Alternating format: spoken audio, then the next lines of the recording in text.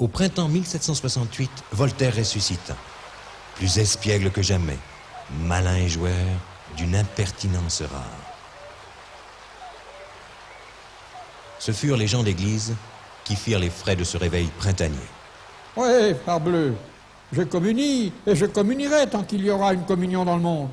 Et je hurlerai avec les loups pour n'être point dévoré par eux. Ce serait bien mal connaître Voltaire que de le croire capable de s'endormir dans une douce retraite.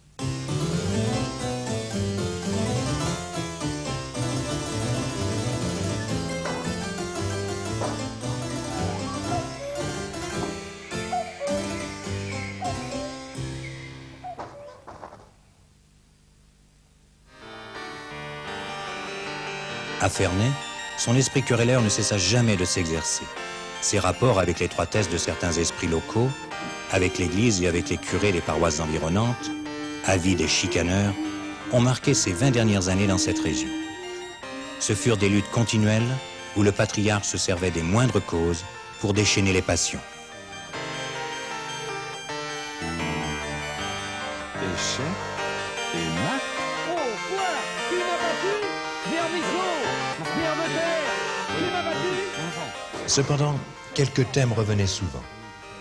La défense des pauvres, la pression exercée par certains abbés pour garantir leurs gains, et surtout, la mainmise de l'Église sur la vie publique, ce qui, dans ce cas, le gênait parfois. Voltaire transforme sans attendre les autorisations l'Église déjà existante, et cela malgré les tracasseries des prêtres et de l'évêché, qui voyaient dans cette construction un moyen pour le patriarche des impies d'avoir devant le château une belle avenue. Pour s'en défendre, Voltaire claironna qu'il était seigneur de paroisse et qu'en bon catholique, il devait construire pour Dieu. Je baptise une église. Oh, ce ne sera pas Saint-Pierre de Rome. Mais le Seigneur exauce partout le vœu des fidèles. Il n'a pas besoin de colonnes de porphyre et de candélabres d'or. Oui, je baptise une église. Annoncez cette nouvelle consolante aux enfants d'Israël. Que tous les saints s'en réjouissent. Les méchants diront sans doute que je bâtis cette église pour jeter bas celle qui me cachait un beau paysage et pour avoir une grande avenue. Mais je laisse dire les impies et je fais mon salut. De Ferney, Voltaire multiplie une correspondance débordante avec l'Europe entière. Vanière, son secrétaire, est réveillé au milieu de la nuit pour écrire sous sa dictée. À quelques années de la Révolution française, il ne vivra pas la proclamation des droits de l'homme. Hostile à tout fanatisme, Voltaire se méfia des pensées trop systématiques.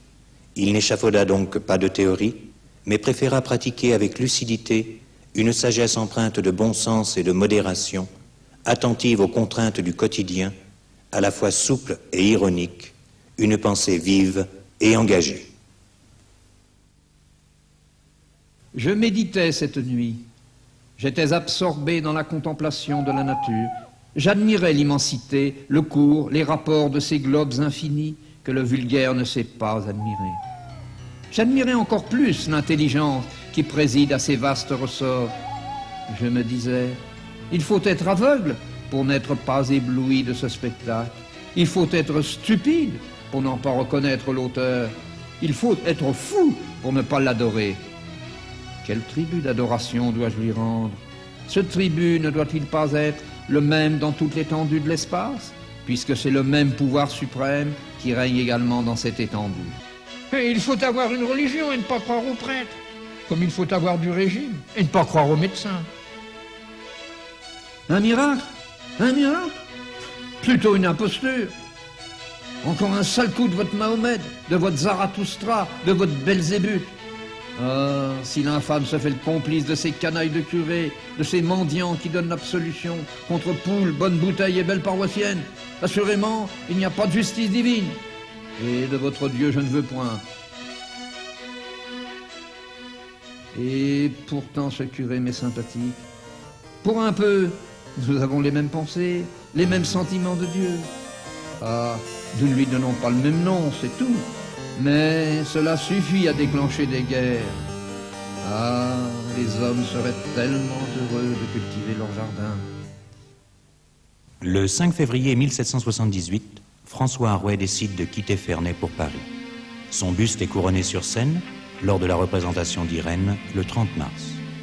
Mais très malade, Chicanant jusqu'au dernier moment avec l'Église, Voltaire s'éteint le 30 mai 1778, vers 23 heures.